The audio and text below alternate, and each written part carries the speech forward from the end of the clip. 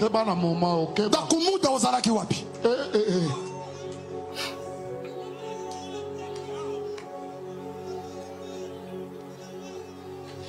Après, je suis comme mal placé de parler pour quelqu'un qu'on n'a pas encore enterré. Paix à son âme. Mais il faut apprendre à dire la vérité. Je n'ai jamais rencontré Dakumuda de toute ma vie. Je n'ai jamais parlé avec lui au téléphone.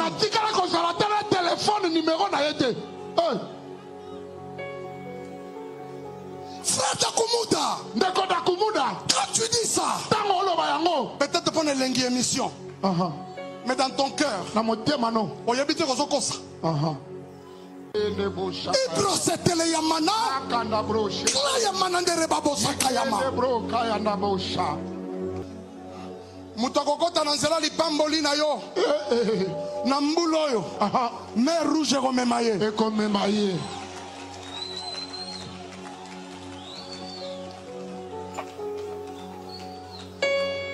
Kalambai. N'avons pas confié pour initier un monde des ténèbres. Jésus, est-ce que c'est vrai ça? C'était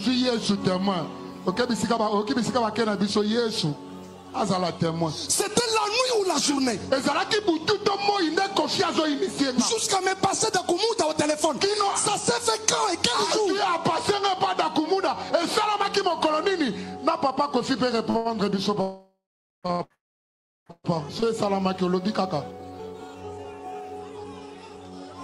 Dommage. Celui qu'on appelait Newman est parti. Paix à son âme. Mais Kofi Olomide est vivant chez lui. Demandez-lui.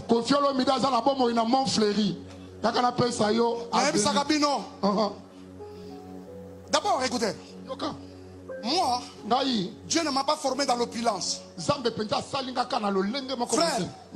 pour l'anda Kalamba, aux autres, ça basta de l'autre. Kalamba, il n'a pas lobo.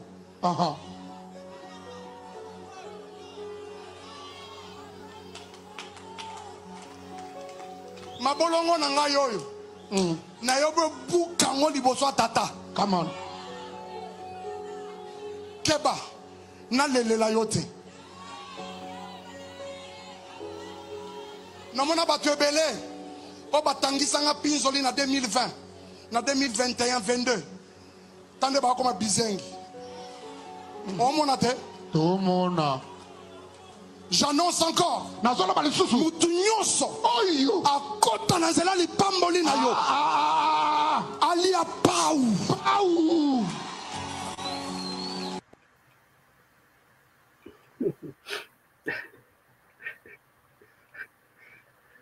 Salutations le plus fraternel à tous les amis de la mat. Salutations le plus fraternel à tous les sympathisants de la mat. Bienvenue encore une fois de plus dans la mat officielle. Merci beaucoup à tous les amis qui nous sont fidèles ici dans la mat officielle, à tous les amis qui se sont abonnés.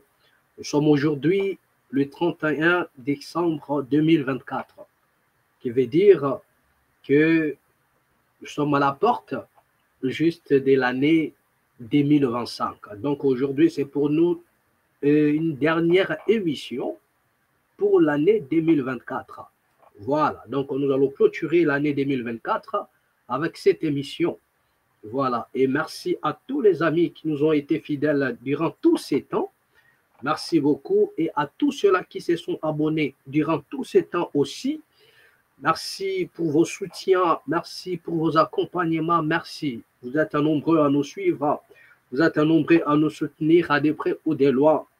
Que la paix qui surpasse toute intelligence garde vos cœurs ainsi que vos pensées.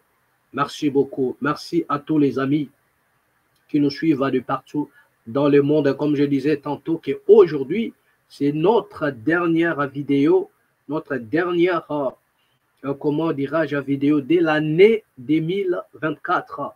Et nous allons passer un très beau moment de télé ensemble avec vous. Mais nous allons aussi nous efforcer pour ne pas être long aujourd'hui. Voilà. Vous venez de suivre ici Mike Kalambai. Nous allons un peu revenir à cette vidéo. Regarde. D'accord. Donc, il s'agit là, vous connaissez tous à cet homme ici, Mike Kalambay. Et il se présente là pour répondre maintenant. Et ce qu'il est en train de faire, vous avez constaté, il est en train de répondre d'Akumu Danyuman, le bien-aimé qui nous a déjà quittés.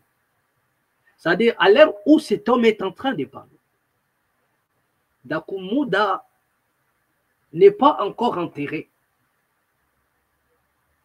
Regardez dans comment est-ce que les Africains ont perdu même leur culture, le respect même aux morts. Et il est en train de répondre à Dakumuda sur une vidéo qui date. Et pour certaines personnes, la plupart des gens ont suivi la vidéo de Dakumuda. Déjà, ça circule dans les réseaux sociaux. Mais ce n'est pas une vidéo d'hier. Maintenant, ce monsieur répond à Dakumuda comme si c'était hier que Dakumuda avait réalisé cette vidéo. C'est une vidéo qui date. Mais la chose que nous ne comprenons pas, c'est quoi? C'est que pendant que Dakumuda avait tenu ses propos dans des chaînes de télé, aucun jour, ce monsieur s'est donné le luxe de venir répondre à Dakumuda ou réserver un droit de réponse comme on a l'habitude de le dire. Il n'y avait pas le droit de réponse. Dakumuda a dit ce qu'il avait à dire, comme quoi il parle avec Koffi Olomide et Koffi Olomide l'a passé Mike Kalambay. Et depuis ce jour-là, jamais Mike Kalambay a réalisé des émissions pour démentir les propos de Dakumuda Danyuman. Jamais du tout. Ça, c'est la chose que nous ne comprenons pas. Et du coup, Dakumuda n'est plus quant à sa chair. Et voilà maintenant le bon monsieur débarque. Lors, je ne sais pas moi, d'un séminaire ou bien une campagne, c'est pas moi. Au lieu de se concentrer sur ses conneries, il est en train de parler de Dakumuda et répondre à Dakumuda même. Poser même la question à Dakumuda. Donc, vous comprenez un peu, c'est comme si nos frères ont perdu quelque chose dans leur tête sans se rendre compte. Donc, ce sont peut-être des malades qui s'ignorent, mais on les laisse parler comme ça. Dakumuda a fait des allégations. Il a tenu des propos pendant qu'il était en vie. Ce monsieur n'a pas réservé le droit de réponse à Dakumuda. Jamais dit. Il n'a pas répondu aux propos de Dakumuda. Mais il veut faire une récupération pour dire que non, si Dakumuda est mort, c'est parce qu'il y a eu à dire des choses comme ça. Donc, si réellement Dakumuda est mort pour avoir dit des choses qu'il a dites sur vous, cela veut dire que des choses qu'on dit sur vous est vrai. Cela veut dire que des choses qu'un certain Zobozi avait dit étaient vraies aussi. Voilà. Donc, si réellement la mort de ces messieurs Dakumuda est causée suite à ses propos contre vous, ou soit il a menti à votre nom, c'est pourquoi il est mort, donc nous allons dire que certains propos que les gens attendent réellement sur vous est vrai. Parce que Koffi lui-même, dans sa bouche, il ne reconnaît pas que Mike Kalambay c'est un pasteur. Et déjà, Koffi Olomide, de sa propre bouche, il a dit que Moutologo la Mike Kalambay soit à Kotilo là. On appelle à Kotalo. Ça, c'est Koffi Olomide qui l'a dit. Le même Koffi Olomide a dit que Mike Kalambay petit nangai. Ngalo pasteur, pasteur. Non, non, qui pasteur, je ne connais pas ça. Koffi Olomide ne reconnaît pas Mike Kalambay comme étant pasteur. Il le reconnaît comme étant son petit. Il dit tant au fan d'Agana et tout ça là, ça veut dire que déjà Kalambay ne peut pas poser un démenti. Il ne peut pas dire que non, il n'a jamais côtoyé Koffi Olomide. Et lorsque Dakumuda a dit, il a dit que Koffi m'a passé Mike Kalambay. Mais si déjà, Mike Kalambay ne peut pas démentir qu'il était avec Kofi, ou bien il fréquente Kofi Olomide, donc on laissait Newman de se reposer tranquillement. Le droit de réponse aurait sa valeur. Si cet homme était encore en vie, là vous allez parler, il ne doit pas réagir pour nous donner d'autres éléments qui prouvent en suffisance que cette affaire est vraie. Parce que déjà Kofi Olomide reconnaît que non, lui et Mike Kalambay se côtoient. Ça, c'est Kofi qui le reconnaît. Et jamais cet homme a posé un démenti pour dire que non, je ne côtoie jamais Kofi. C'est ça le problème. Jamais du tout. Mais regardez maintenant avec l'orgueil tribal, hein, animé d'un orgueil. Voilà l'orgueil. Vous sentez même l'orgueil tribal qui l'anime. Il vient répondre à un cadavre, à un mort, quelqu'un qui ne plus. Et lui, maintenant, il vient mettre les épaules en haut et commencer à répondre à Dakumura. Avez-vous vu déjà des choses pareilles? C'est au Congo, excusez-moi, que nous assistons à des scènes pareilles. Quelqu'un qui ne plus, et il a tenu des propos pendant qu'il était en vie. Mike Kalamba, il n'a jamais répondu à Dakumura. Et subitement, Dakumura ne plus. Voilà, Mike Kalamba, il vient faire la récupération de l'affaire pour se justifier. Et on se pose la question. Mais c'est Mike Kalamba, tu te justifies face à qui? Et pour qui? Pourquoi aussi? Donc, on ne connaît pas pourquoi cet homme se justifie. Donc, regardez un peu ce que ces guignols lui font. Donc, il est là maintenant pour intimider même les gens. Donc, regardez un peu. Ça, c'est pour des personnes qui ne maîtrisent Akedan. Vous comprenez? Voilà, c'est pour intimider tous ces gens-là qui ont faim, qui n'ont rien à mettre sous la dent, pour les intimider, les dire des conneries comme ça. Vous comprenez? Donc, ils sont dans leur game, ils savent ce qu'ils font. Donc, ils peuvent tout dire parce que, voilà, il est dans une nation où rien n'est structuré. On peut faire tout ce qu'on veut. Voilà, c'est de ça qu'il s'agit.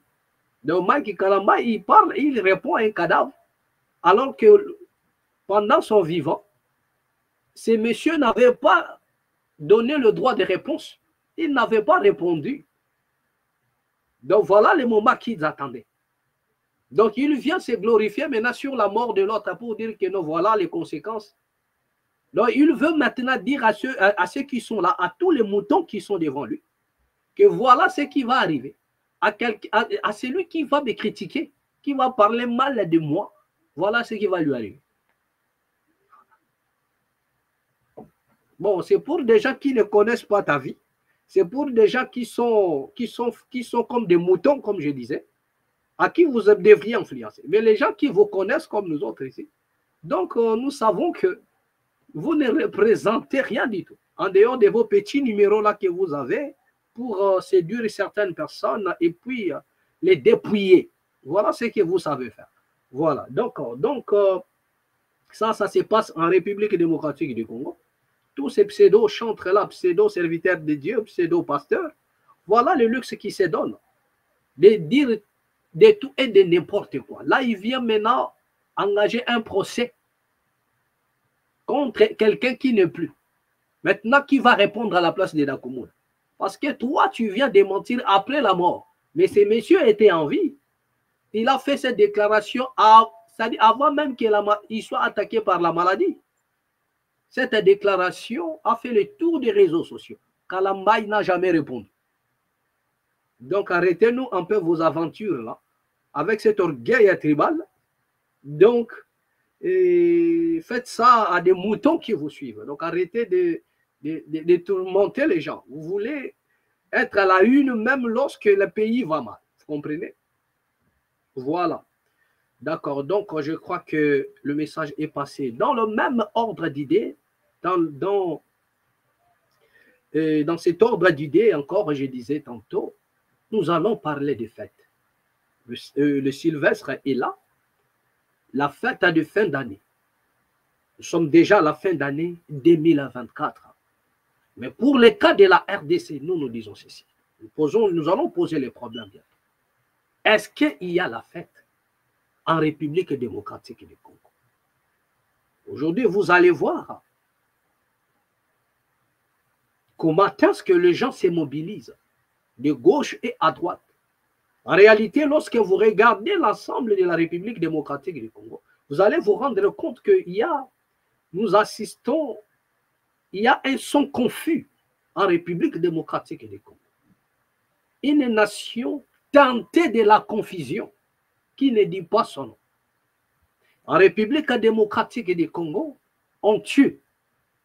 En République démocratique du Congo, je dis bien au jour le jour, il y a meurtre. Au jour le jour, il y a massacre en République démocratique du Congo.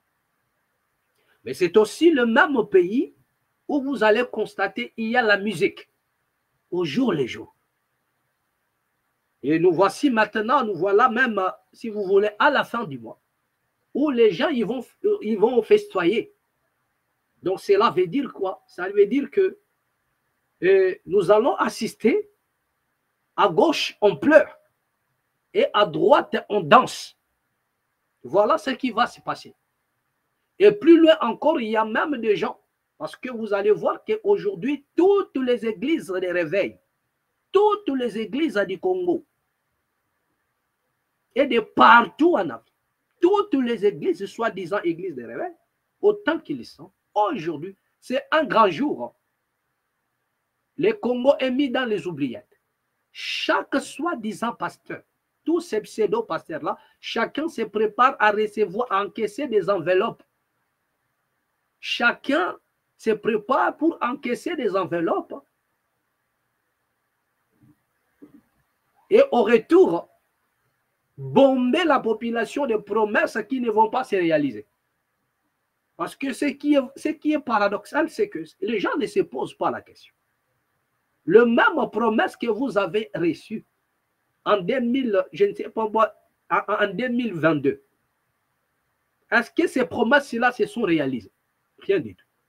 La même personne va encore attendre la fin d'année, recevoir des enveloppes, recevoir votre argent et vous faire des déclarations qui ne vont pas toujours s'accomplir. Et c'est un peuple qui aime la manipulation. Il a été formaté pour être manipulé. La raison pour laquelle les Congolais sont manipulés politiquement, ils sont manipulés, comment dirais-je, spirituellement, ils sont manipulés mystiquement, ils sont manipulés religieusement. Un peuple manipulable à un niveau zéro. Pour une simple raison, c'est qu'il est passionné à la distraction. Et lorsqu'on est passionné de la distraction, il y a des portes psychiques qui s'ouvrent et vous êtes contrôlé. Ce peuple est contrôlé. Un peuple victime des mauvais sorts. Et vous allez voir que pendant ces temps où la nation va mal, où le pays est en guerre, où les Congolais meurent au jour le jour, mais vous allez entendre de l'autre côté, il y aura des gens qui vont se réunir cette nuit pour remettre des enveloppes à un monsieur, soit disant que non, l'année 2025 sera une année de gloire pour vous. Mais vous allez comprendre, vous allez vivre une calamité depuis le début jusqu'à la fin. Rien ne pourra se réaliser. Je vous ai donné l'exemple ici. En 2019, aucun pseudo-pasteur n'a vu l'arrivée de la COVID-19. Aucun pseudo-prophète n'a vu l'arrivée de la COVID-19. Personne. En décembre, fin décembre 2018, tous ces gens-là, tous ces gourous-là, qui reçoivent des enveloppes, qui font des appels de fonds, ont fait des déclarations comme quoi l'année 2019 sera une année de gloire, l'année de ceci, cela. Mais nous avons tous été surpris par l'arrivée de la COVID. Tout le monde était confiné dans la maison, y compris ceux qui ont reçu des enveloppes le 31 décembre, qui ont proclamé comme quoi l'année 2019 serait une année de merveille. Personne n'a vu l'arrivée de la COVID-19. Tout le monde était confiné. Tout le monde était confiné. Donc, comprenez déjà que nous assistons à un jeu de la manipulation de plus faible. La manipulation de plus faible. Nous nous disons ceci. Ce n'est pas que ces gens-là maîtrisent les Écritures plus que nous. Loin de là. Ce n'est pas que vous maîtrisez les Écritures plus que nous. Rien.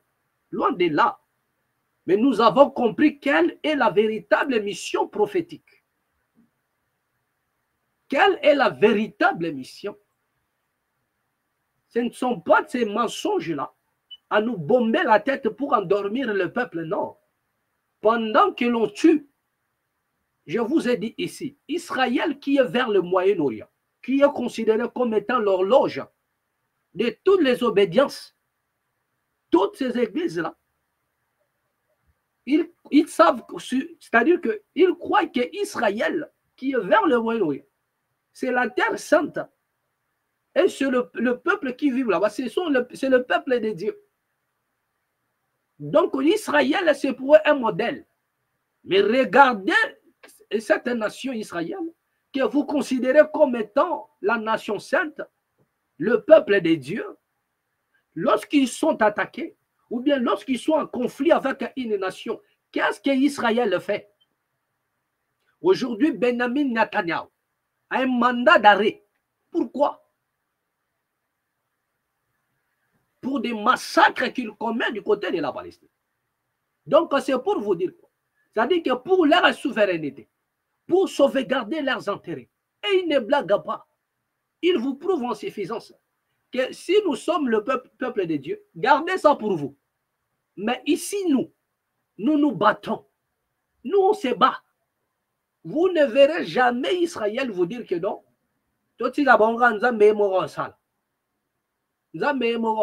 Mais c'est le peuple considéré comme étant le peuple de Dieu, le peuple élu. Mais lorsqu'ils ont des conflits, les anges ne descendent jamais. Ils ont l'armée, les Tzahal, ils ont les services. Ils vont se battre. Et ils font tout pour empêcher à ce que l'Iran ne puisse pas détenir l'arme nucléaire. Si Israël, c'est le peuple de Dieu, il n'a pas à avoir peur. Mais Israël a peur que l'Iran ne détienne pas l'arme atomique. Il ne veut pas. Donc si l'Iran arrive à fabriquer l'arme nucléaire, c'est trop dangereux pour Israël. Mais comment un peuple considéré comme étant un peuple de Dieu, il se prépare à conséquence? Mais vous c'est-à-dire que vous qui n'êtes même pas considérés comme étant dans les seconds plans de Dieu, mais c'est vous qui avez, je ne sais pas moi, l'extravagance. Donc, les mots même me manquent pour placer. Je vous ai donné même des références bibliques ici. Je suis dans Romains chapitre 11. Qu'est-ce que l'Écriture vous dit? En ce qui concerne l'élection, ils sont les premiers. Donc, cela veut dire quoi? Cela veut dire que dans l'élection de Dieu, c'est Israël le premier. Mais regardez ce qu'Israël fait. Mais vous qui n'occupez même pas, vous n'occupez même pas la deuxième place après Israël, mais c'est vous qui êtes là toujours comme Zambagosala. Donc même c'est Dieu là où il est dit que regarde-moi de fou comme ça. Regarde-moi de fou. Depuis quand vous avez vu une nation être transformée à cause de la prière? Parce que la prière n'a rien à voir avec la spiritualité. C'est deux choses différentes. Une nation ne peut en aucun cas se transformer avec la prière. Il n'y en a pas. Il n'y en a pas. Toutes les nations que les dadis envient, toutes les nations que les dadis aiment voyager là, ce ne sont pas des nations évoluées par la prière.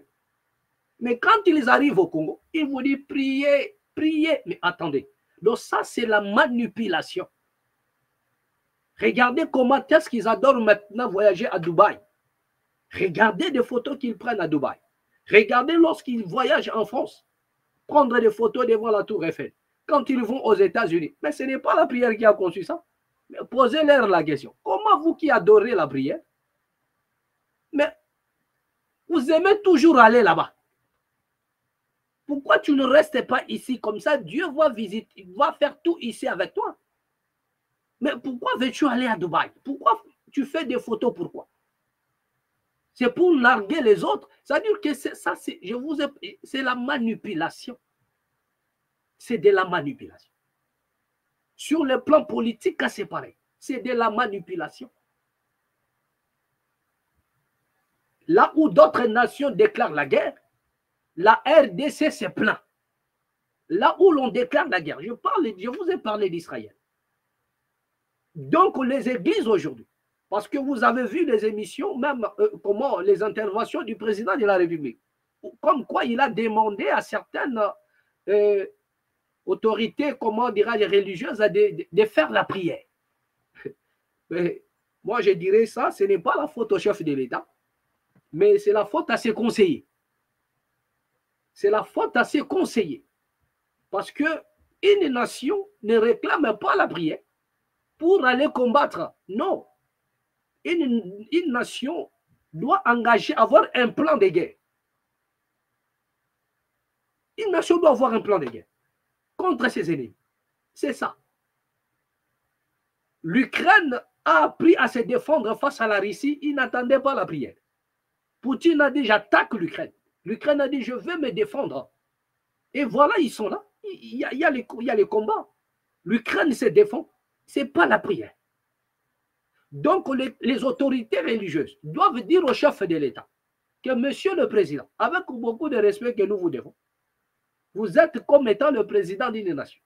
Ce n'est pas avec la prière que nous allons obtenir la victoire. Si c'était avec la prière, c'est que c'est depuis Léopold II, les Congolais devraient avoir la victoire. C'est depuis Nzingankouvo que les Congolais devraient avoir cette victoire. Donc ce n'est pas avec la prière. Il faudrait avoir un plan de guerre. Mobiliser, soutenir l'armée, les doter comme il se doit, afin que leur morale soit au zénith. Après, vous allez faire la guerre. Il faut déclarer la guerre contre les ennemis. C'est de ça qu'il s'agit. Donc, on ne doit pas aller se camoufler derrière la prière. Donc, les autorités religieuses au Congo doivent aider les chefs de l'État pour lui dire que, chef de l'État, vous devriez avoir un plan de guerre. Nous allons prier pour soutenir ceux qui vont aller au front. C'est de ça qu'il s'agit. Mais nous n'allons pas créer des baguettes magiques ici pour enfin jeter les obus. Parce que même le chef coutumier qui jette des camps soldats, ils sont incapables de le faire. À combien plus forte raison? Je vous ai dit ici. Si vous êtes véridique, nous connaissons tous au Congo que nos frères à Luba, cette tribu-là des Luba, nos frères du Kassai, sont spécialistes en matière de camps soldats. Mais voilà des rebelles qui nous tourmentent. Voilà des territoires qui tombent. Prenez des chefs coutumiers, ramenez-les là-bas, ou bien dites-leur, bon, faites des formules de camps soldats pour terrasser M23 et puis tous ses alliés, ou bien des groupes rebelles qui sont là. Ils sont incapables. Donc vous allez constater que les camps soldats de chefs coutumiers là n'a l'impact que sur des petits citoyens. Pourquoi? Parce que soit un enfant qui avait volé son foufou, un enfant a volé le poisson, mais les gens qui détruisent la nation, les camps soldats ne tombent pas sur eux. Même ceux qui volent la République démocratique du Congo, ceux qui volent les deniers de l'État, les camps soldats ne tombent pas sur eux. Mais vous allez voir les camps soldats sur les petits du quartier, une petite fille, un petit garçon, il y a un camp soldat qui tombe sur eux. Les maladies sales comme des mbassou, tout ça, ça n'attaque jamais des rebelles. Vous avez chez les Bakongo là-bas des grands jeteurs de mbassou. Donc vous pouvez récupérer. Et au Kassai, comment dirais-je, des spécialistes des camps soldats, récupérez-les. Vous allez chez les Bakongo, prenez des spécialistes là de mbassou. Dites-leur, bon voilà, nous avons la guerre là-bas à l'est. Nous sommes attaqués. Essayez un peu de jeter ces mauvais sorts aux rebelles. Mais ils ne vont pas y arriver. Ils ne vont pas y arriver. Ça ne va pas marcher. Mais si tu lui dis, voilà, il y a mon voisin ici qui me dérange tous les jours, je veux que tu lui bombardes un peu les pieds. Automatiquement, le Mbassou agit. Le Mbassou agit. Sur des gens qui n'ont rien. C'est là où le Mbassou agit. Regardez la plupart des gens qui ont des Mbassou ou qui ont des camps soldats. Ce sont des pauvres qui n'ont rien. Qui n'ont rien. Donc, à un moment donné, la nation doit se ressaisir. Donc, de quoi parlons-nous aujourd'hui? Nous parlons un peu de Sylvestre, de fête de fin d'année. Est-ce que la RDC doit fêter ou non? Est-ce que la RDC doit festoyer ou non? Mais en dehors de ça, laissez-moi vous dire qu'ici, on nous signale qu'à Goma, les déplacés de guerre et les habitants désemparés par la crise économique à quelques heures de Sylvestre. Les habitants de Goma désemparés, la situation est tellement chaotique. La situation est tellement chaotique, je vous ai dit. Nous allons aussi parler ici parce qu'on nous signale que nous allons prendre aussi l'intervention de l'archevêque Fulgence Mouteba. Nous allons aussi prendre ça. L'intervention de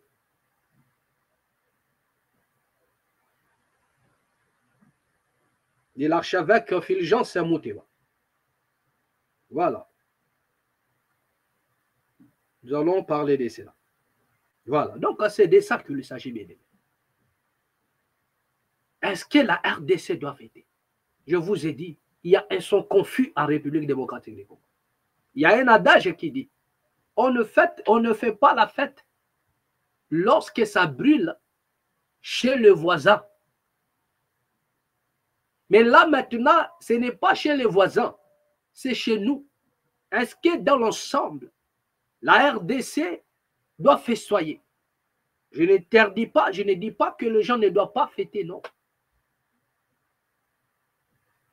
Mais les gens qui sont compréhensifs doivent comprendre que la nation traverse un moment où il y en a pas mal de personnes qui pleurent. Au jour le jour, nous avons nos frères qui pleurent. Au jour le jour, nous avons nos sœurs qui sont assassinés. Qui sont assassinés. Si vous allez peut-être festoyer, si vous jugez bon de les faire, faites-les dans la maison. Ce n'est pas la peine de multiplier des TikTok pour narguer les autres. Surtout à nos frères qui sont en République démocratique du Congo. Et pire encore des autorités congolaises. Parce que c'est dans des moments pareils, vous allez voir et les vidéos des autorités congolaises en train de fêter la fin d'année, le fait de fin d'année, Sylvestre. Vous allez voir et les autorités congolaises, alors que de l'autre côté, à Bunagana, à l'est, à Ituri, ou Tchourou, il y en a des gens qui meurent. À Rubero, il y a des gens qui meurent. Il y a des enfants qui sont massacrés. De l'autre côté, on pleure de mort. Et à Kinshasa, on danse. Une nation teintée de la confusion. C'est-à-dire qu'un son confus, on ne sait pas. Alors que sous d'autres cieux, même à deux citoyens assassinés brutalement, on décrète des deuils nationaux sous d'autres cieux. Lorsque des citoyens sont abattus, on décrète des deuils nationaux. Les drapeaux est en berne. Mais en République démocratique du Congo, au jour le jour, il y a des massacres. Il y a pas de... C'est la seule nation au monde, à l'heure où nous parlons, il n'y a plus le deuil national. Je ne sais plus quel jour où il y a eu deuil national au Congo. Donc, c'est comme si on nous a imposé le système, que les Congolais doivent avaler cela. Tout, et c'est rentré même dans l'esprit des Congolais. C'est rentré dans l'esprit des Congolais. Regardez un peu ce qui s'est passé dans la prison de Makala. Plus de 2000 morts. Le massacre, jusque-là, silence radio. Pas de deuil national, rien du tout. Les Congolais sont morts. Ce sont des cafards. Il faudrait les massacrer. Il faudrait les tuer. Il n'y a pas eu de marche. L'État n'a pas décrété, comment dirais-je, une ville morte. Rien du tout. Alors que la nation est en deuil. Au jour le jour, je vous dis qu'en plein 21e siècle, c'est la seule nation au monde où les gens meurent au jour le jour d'une manière là atroce, où l'on assassine les gens tous les jours. C'est au Congo. On viole tous les jours au Congo. On pille tous les jours au Congo. C'est la seule nation. Mais il n'y a pas de deuil national. Donc, c'est-à-dire que c'est, je ne sais plus à quelle année il y a eu deuil national au Congo. À quelle année il y a eu deuil national? Je ne sais plus. Le deuil national n'existe plus au Congo. Mais sous d'autres cieux, lorsque les citoyens sont morts, il y a des deuils nationaux. Les gens, ils sont massacrés à Makala, silence radio. Il n'y a pas de deuil national. Il n'y a pas de deuil national. Nos frères, ils meurent à l'est et là-bas, n'en parlons pas. Du côté de Bandundu, les Mobondo, on décapité les gens. Il n'y a pas de deuil national. Rien du tout. Je me pose la question. Est-ce que le Congo, c'est vraiment une nation qui existe ou bien c'est un pays fantôme? Un pays, une nation qui fait semblant d'être là. En réalité, le Congo vit dans un monde parallèle. En réalité. Parce que les choses que nous pouvions trouver dans un État, on ne le voit pas au Congo. On massacre les gens. Il n'y a jamais eu le deuil national. Je me pose la question. Est-ce que c'est la communauté internationale qui nous a imposé cela? Parce que nous avons toujours tendance à jeter de l'opprobre aux autres. Est-ce que ce sont des... Excusez-moi. Est-ce que ce sont ces nations-là qui nous ont imposé cela? Que ne faites plus de deuil national. Ne pleurez plus vos morts. Ne pleurez plus vos morts. Lorsque ça tue là-bas, ça massacre de ce côté-là, vous à Kinshasa dansez, multipliez des concerts. Donc on ne comprend plus rien. La nation ne décrète pas le deuil national, mais la nation multiplie des concerts, des kermesses, de gauche à droite, des bruits partout, de la musique. Donc, il faut la stratégie de distraire toujours. Un peuple passionné à la distraction. Voilà ce qui se passe en République démocratique du Congo. Voilà ce qui se passe en République démocratique du Congo. Mais est-ce que le Congo peut parler de la fête? Non. Nous sommes en deuil. Le Congo est en deuil.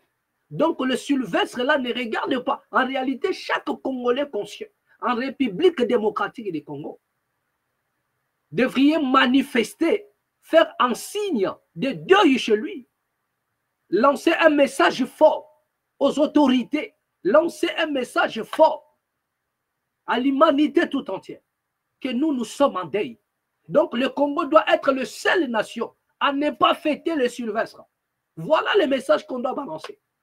Je dis bien en République démocratique du Congo, si le peuple était conscient, c'est l'occasion de balancer un message que les autres ils vont fêter, mais nous n'allons pas fêter parce que nous plairons nos morts. On tue chez nous, on massacre chez nous. Au jour le jour, à nos frères, ils meurent. Ils sont tués, ils sont massacrés. Nos sœurs, ils sont violées. Silence radio. C'est le moment où le peuple doit aussi exprimer, lancer un message. Parce que dans des moments pareils, les autorités, ils s'en foutent. Elles perdent des mots. Que vous mangez ou pas, ce n'est pas leur affaire. Sous d'autres cieux, l'État s'arrange pour que chaque citoyen ait au moins de quoi à mettre sous la dent. Mais dans nos pays en Afrique, ils laissent tomber. Ça ne regarde personne. Et ils vont se retrouver là-bas autour des champagnes. Et ils s'en foutent de ceux qui sont à Malueka. Ils s'en foutent de ceux qui sont, je ne sais pas moi où, qui n'ont même pas vu un morceau de pain pour mettre sous la dent. Ils s'en foutent de vous. Et ils vont continuer, c'est-à-dire quoi? À être autour des champagnes, tout ça là. Voilà. Manger et boire. Dans leur folie, parce que voilà, je suis ministre, je suis ceci, je suis député. Ils seront dans le luxe. Et ils s'en foutent de votre situation à ces fins d'année. Rien du tout. Et à l'Est même, n'en parlons même pas. À l'Est même, n'en parlons même pas.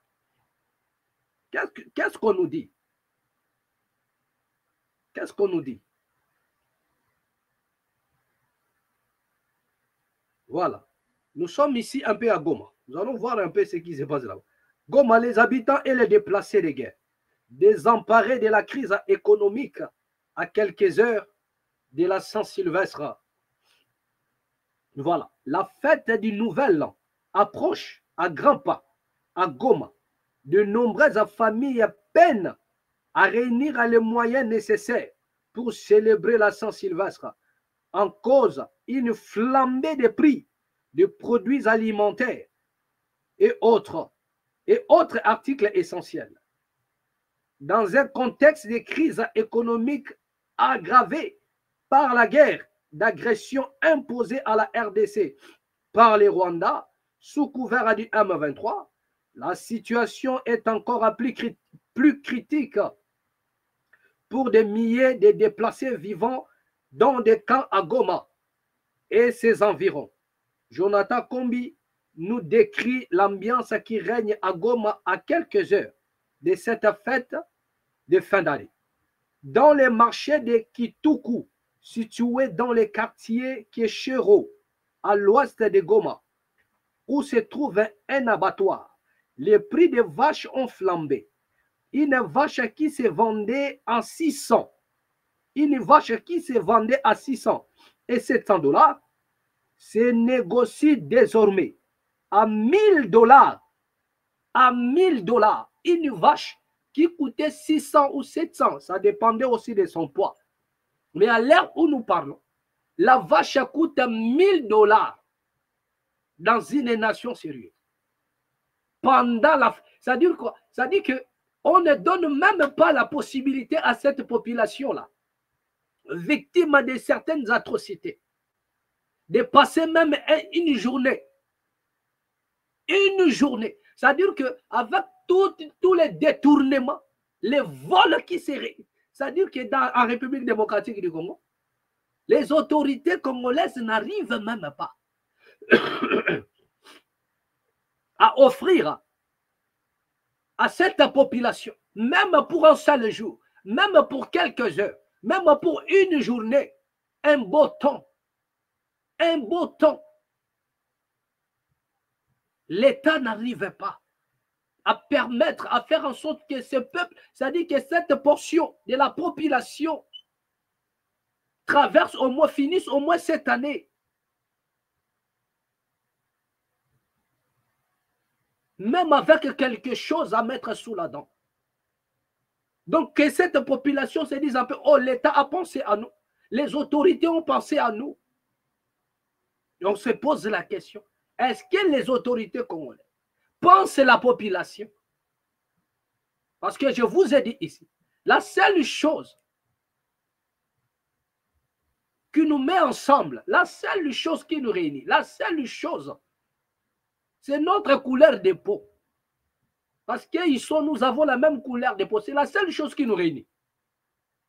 Mais leur cœur est loin de la population congolaise. Il y en a certaines autorités qui ne sont pas là par vocation, mais pour leurs propres intérêts.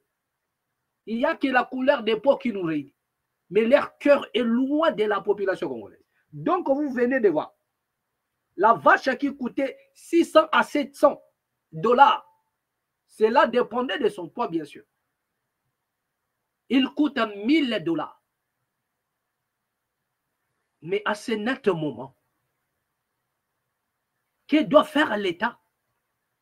Quels sont les mécanismes que l'État a mis en place, ne fût-ce que pour une journée, et de cette population marginalisée, et de cette population terminer cette année en beauté? Mais vous allez entendre des sommes volées par d'autres politiciens. Vous allez entendre des détournements de sommes. Vous allez entendre des détournements de sommes. Mais est-ce que l'État ne peut pas débloquer pour payer même des vaches et distribuer à cette population de l'Est, à Goma, cette population désemparée? Est-ce que l'État n'a pas de moyens financiers pour débloquer des prix, pour faire en sorte que ce peuple-là ait à manger, même pour une journée?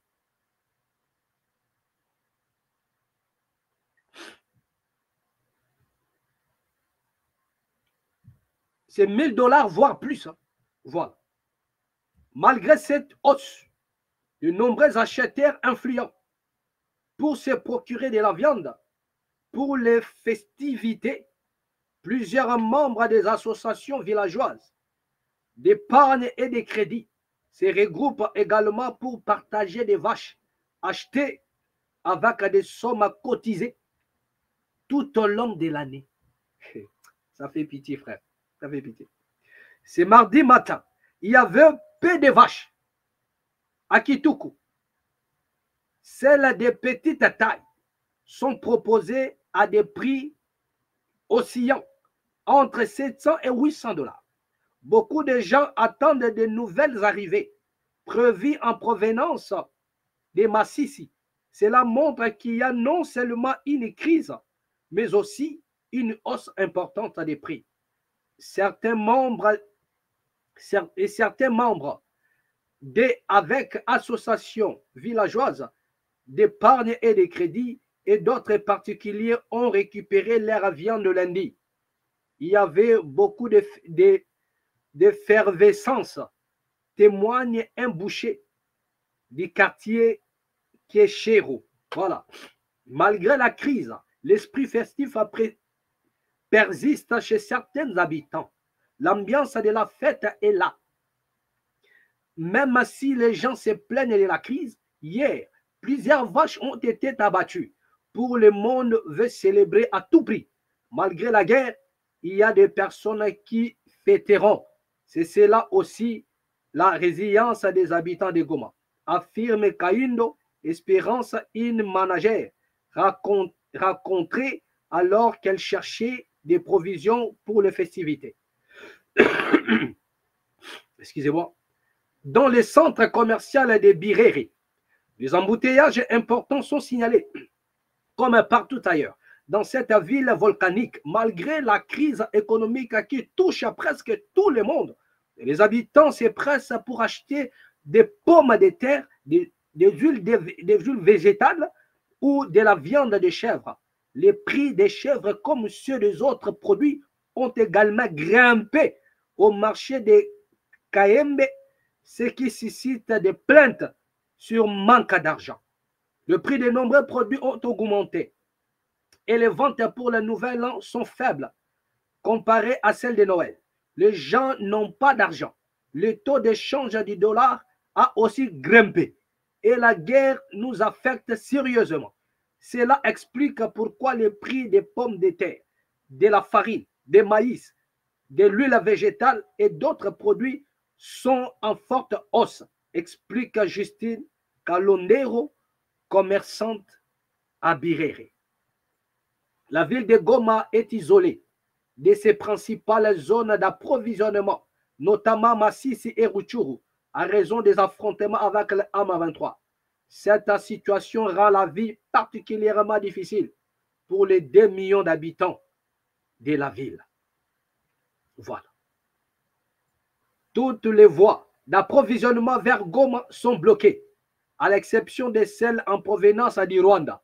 Le lac Kivu présente également des dangers, notamment après l'accident du bateau Merdi, souligne un transporteur de vivres. Voilà. Il n'y a que le Rwanda, la route vers le Rwanda, et là où on peut faire l'affaire. Mais le Rwanda aussi, c'est lui qu'on accuse. Vous comprenez? De un moment donné, on ne comprend jamais. Rwanda agresseur, le Rwanda qui arme le M23, mais il y en a toujours des voies qui sont jusque-là. Voilà. Partout c'est fermé, sauf la route entre le Rwanda et le Congo. Donc cette affaire-là, nous n'allons pas parler de ça aujourd'hui. C'est pas ça, voilà, c'est pas notre affaire aujourd'hui. Donc vous comprenez déjà la situation. Comment est-ce que ça se présente du côté de l'Est? C'est terrible, bien aimé. Regardez comment la situation se présente. Regardez comment est-ce que la situation se présente. C'est-à-dire que nos frères, ils sont là, mais ils ne sont pas dans la joie. Est-ce que l'on peut vivre de cette manière ici? Maintenant, posons-nous la question. Quels sont les mécanismes que l'État a mis en place? Quels sont les mécanismes mis en place par l'État pour changer cette situation, pour éradiquer cette situation? Et imaginez un peu la manière dont les choses se présentent. Et réfléchissons encore plus loin. Et si demain ou après-demain, le président de la République arrivait à changer la Constitution, qu'est-ce qui va se passer de ce côté-là? Quelle serait la situation de nos frères de ce côté-là? Là, seulement, les routes sont bloquées. Parce qu'il y a l'M23 qui est juste aux alentours. Il est là en train de rôder autour de Goma. Et regardez comment est-ce que tout est paralysé. Et l'État, le gouvernement n'a pas la solution. Le gouvernement n'a aucune solution. Maman Judith Soumino n'a aucune solution avec son gouvernement. Pendant des fêtes. Ce peuple-là ne vous demande pas trop. Il ne vous demande pas trop. Mais de mettre des moyens pour que ce peuple-là traverse au moins cette année en beauté. Mais regardez ce qui se passe. Ça fait tellement mal. Ça fait tellement mal. Et imaginez un peu demain ou après-demain, si on changeait la constitution, ce qui va se passer de ces côtés-là. Parce que là encore, il n'y a rien. Mais regardez comment est-ce que la crise monte, même pendant le fête. Au dernier jour, où il y a certaines nations, il y a des faveurs, il y a l'État qui mène des actions, qui crée des actions pour en fait donner la nourriture. Il y a des moyens, il y a l'argent où l'on peut ramener des tonnes, des conteneurs pour distribuer aux familles. Mais l'on préfère voler l'argent. On préfère détourner l'argent, voler, pour aller acheter des villas, pour aller acheter je ne sais pas moi quoi, que de s'occuper de ses compatriotes. C'est de ça qu'il s'agit. Voilà ce qui se passe. Pourquoi ne pas penser à ce peuple-là, qui vit dans la misère au jour le jour, qui vit dans la misère au jour le jour? Pourquoi ne pas penser, même, je dis, mais même pour un seul jour, l'État est capable, le gouvernement est là, ils ont des moyens, ils peuvent faire ça. Aller visiter des familles, mener des actions là-bas.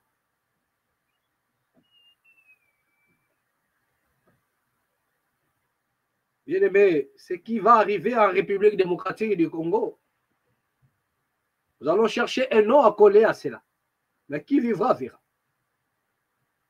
Voilà, c'est de ça qu'il s'agit. Je vous ai dit ici, il s'agit d'une justice et un jugement qui vont surgir de quelque part. Et chacun aura sa part. Chacun aura sa part. Ne vous en faites pas.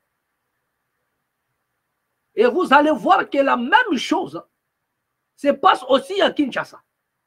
Les gens sont tellement enflammés. Les gens sont tellement dans la crise. Donc, il y a même des vols, on vole maintenant à ciel ouvert. Donc, quand vous roulez, vous êtes chauffeur. Vous conduisez des conteneurs, des remorques contenant soit des marchandises pour aller dans un entrepôt. C'est-à-dire, ne faites pas erreur d'avoir une crevaison en cours de route.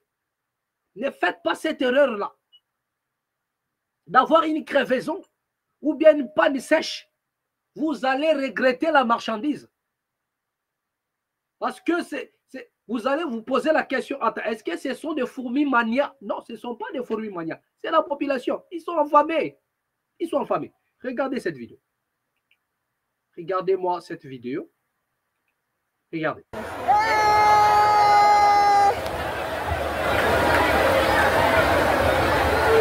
Voilà, arrêt sur image. Donc, bien aimé, la vidéo que vous voyez là, ce ne sont pas des fourmis manias. Ce sont des humains. Ce sont, voilà, et la marée humaine. Ça, ce sont des Congolais. Voilà. Ce que vous voyez autour là, ce sont des sacs de riz. Donc, je vous ai dit, lorsque vous roulez, ne faites pas cette erreur-là d'avoir une panne sèche. Dans un quartier quelconque. Ne faites pas cette erreur-là. Donc, si vous n'êtes pas organisé, le conteneur va se vider. Le vol à ciel ouvert. Mais qu'est-ce qu'on peut dire? C'est un peuple affamé. Un peuple affamé, bien-aimé. Il y a des familles, même nous sommes le 31 décembre aujourd'hui, mais il y en a des familles au Congo. Ça dure quoi? Jusque-là, c'est-à-dire ils ne savent pas ce qu'ils vont manger. Parce qu'il y a tellement, il n'y a rien. Donc manger pour eux, c'est un miracle.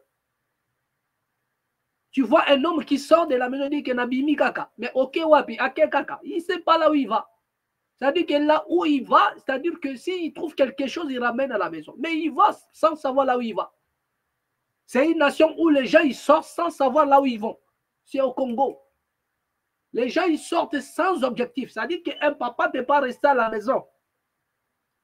Parce que les enfants vont lui demander, mais papa, les beignets, papa, les pains, on va manger quoi? C'est-à-dire que les parents, ils sont obligés de sortir dehors. Et quand le papa, il sort, ce n'est pas qu'il va quelque... Non, il va nulle part. C'est-à-dire c'est là où son instinct l'envoie, c'est là où il part. C'est là où il part. Il y en a d'autres qui vont traîner au stade. Dans des parlements debout, il y en a d'autres qui vont traîner à gauche, à droite. Et c'est le soir, il va revenir à la maison. Donc, poursuivons un peu cette image. Didier. Oh, le pays, la RDC, Fatih Béton, la RDC, Fatih Béton, Bokelengi, Mawa. Regardez comment on vole le sac de riz. Ah, le pays va mal.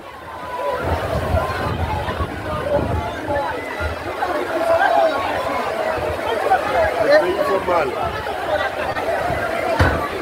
Oh là là là là là là, Fatih Béton.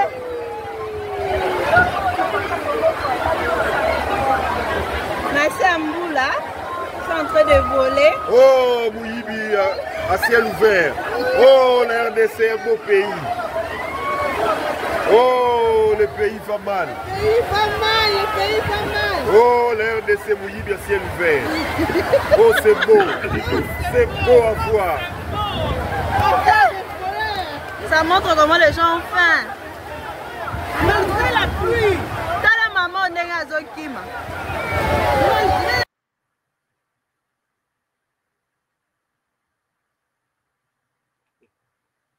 Oh, le pays va mal. Le pays va mal, le pays va mal. Oh, la RDC, Mouyibi, à ciel ouvert.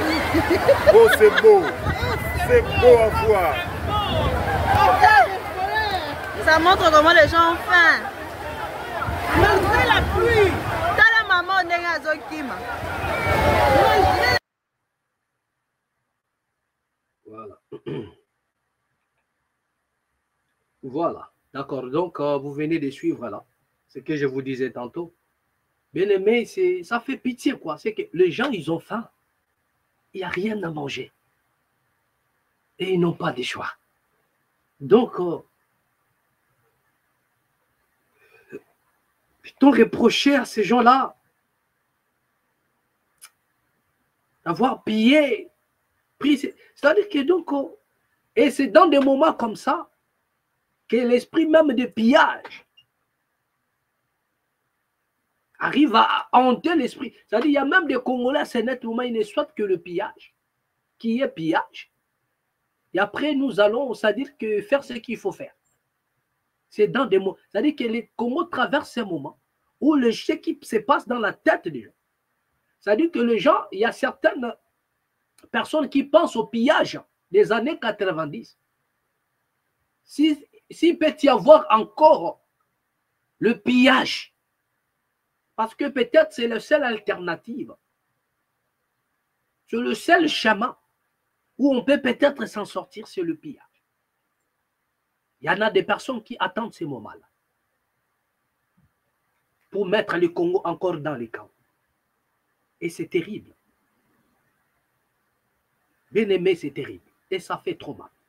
Ça fait trop mal. Nous allons terminer avec cette déclaration de l'archevêque Fulgence Amouteba. Voilà. Fulgence Amouteba. L'Église ne cédera pas aux intimidations ni aux ordres injustes. Voilà. L'archevêque Fulgence Amouteba Mugalu, président de la conférence épiscopale nationale du Congo, la CENCO, et archevêque de Lubumbashi, a dénoncé une interdiction émise par l'armée congolaise qui lui interdisait de célébrer une messe dans les camps militaires. Vangu évoquant un abus d'autorité et des tentatives d'intimidation. Dans une correspondance datée du 23 novembre, le général des brigades Edi Kapend, Irung, commandant de la 22e région militaire, avait interdit toute activité, y compris le culte catholique, au sein du camp, invoquant des préoccupations sécuritaires. Malgré cet ordre, l'archevêque Mouteba s'est rendu à la paroisse Saint-Sébastien pour célébrer la messe des Christ roi de l'univers, accueillant une foule de fidèles. L'ordre donné était injuste et abusif. En tant que vicaire du Christ, je ne reçois pas d'ordre d'un maréchal ou d'un colonel, a déclaré l'archevêque Mouteba dans un entretien accordé à la chaîne catholique. L'archevêque a également affirmé que l'interdiction visait à dissuader l'Église de revendiquer une concession foncière occupée par des militaires. L'archidiocèse de Lubumbashi a qualifié cette interdiction de confusion lamentable et rappelé que la liberté religieuse est garantie dans la Constitution congolaise. On n'enchaîne pas la parole de Dieu, a-t-il souligné dans un communiqué citant une lettre de Saint Paul. Cette controverse intervient dans un contexte d'insécurité accrue dans le Haut-Katanga. M. Fulgence Mouteba a exprimé sa préoccupation face à une insécurité récurrente et dénoncé la faiblesse de l'autorité de l'État. Voilà. Exacerbée par le chômage massif des jeunes dans la région, la relation entre l'Église catholique et certaines autorités militaires reste tendue en RDC, particulièrement dans les Haut-Katanga, où l'Église accuse les responsables locaux d'intimidation pour des motifs liés à des litiges fonciers. Voilà. Donc l'archevêque Mouteba a également mis en garde contre les risques liés à une réforme constitutionnelle initiée par le gouvernement, estimant qu'un tel projet, dans un contexte de tensions sociales et politiques, pourrait être une provocation dangereuse. Le général Kapend a défendu son interdiction, affirmant qu'elle était nécessaire pour préserver la sécurité dans les camps militaires, mais cette justification a été jugée fallacieuse par l'archidiocèse. Voilà, donc c'est avec cet communiqué que nous allons terminer une autre émission pour cette année 2024. Vous voyez, donc voilà, il y a un peu, comment dirais-je, un petit ça ne va pas entre l'Église à ce net moment et le pouvoir en place en République démocratique du Congo. Nous savons tous les tensions qui sont derrière tout ce qui se passe. Vous comprenez, ici, il s'agit bien de l'archevêque voilà, Mouteba, voilà, d'accord, donc qui a parlé, qui n'a pas aussi sa langue dans sa poche, qui a dénoncé, parce qu'il y a le général Edi Kapend qui a posé les problèmes comme quoi il y avait un problème de l'insécurité. C'est un militaire.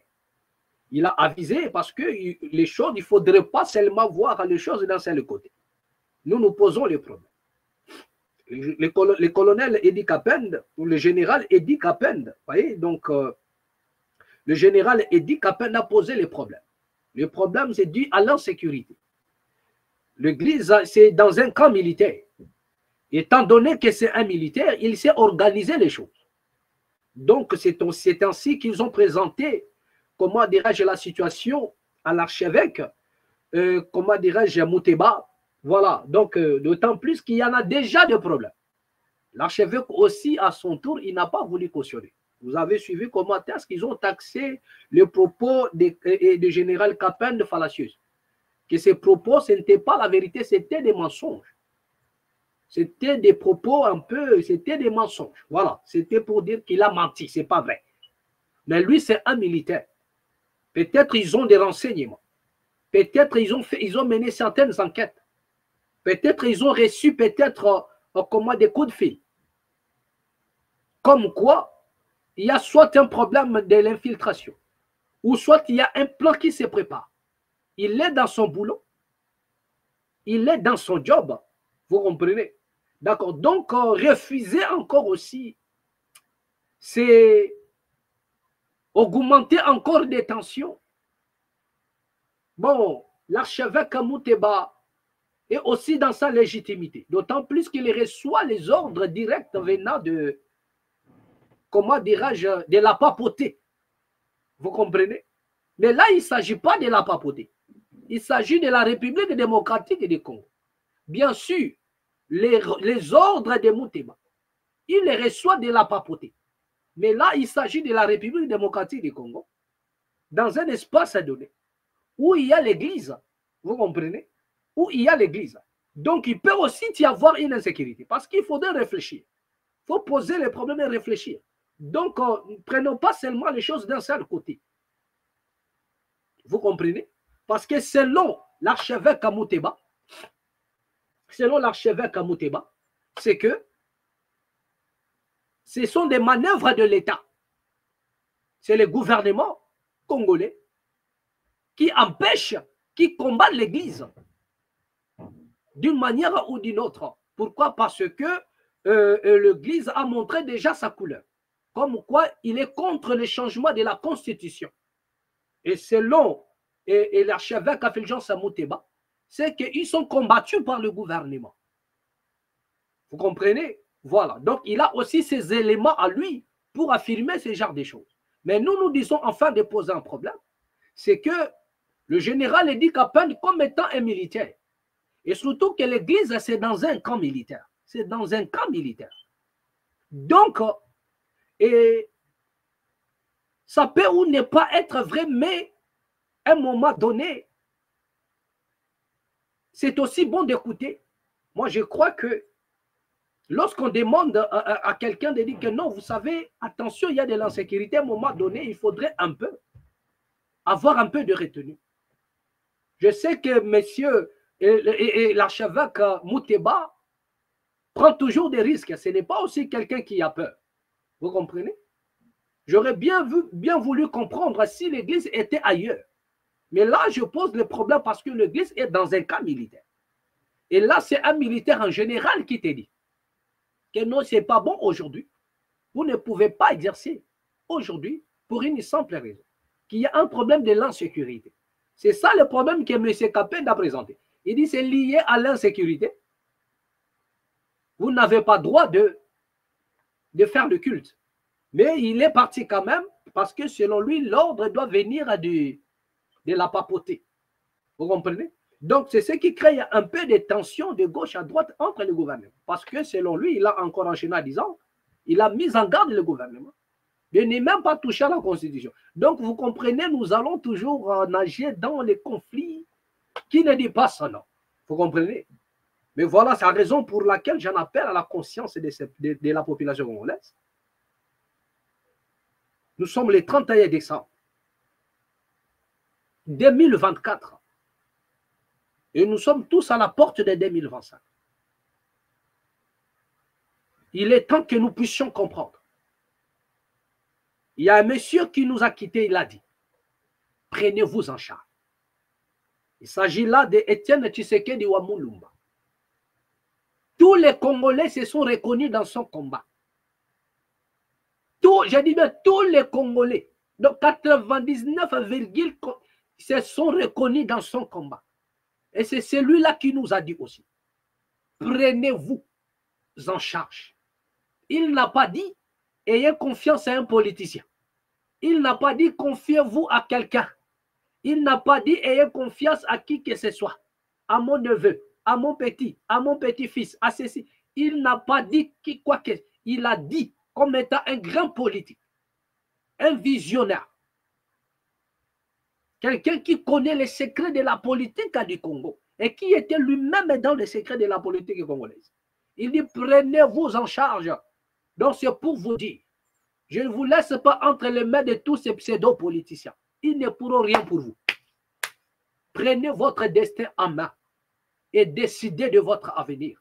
Si vous ne vous levez pas pour changer des choses, les choses ne changeront pas non plus. Que celui qui a des oreilles entende ce que l'Esprit dit. Car l'heure est déjà proche. Bien-aimé, tu étais dans la distraction toute l'année.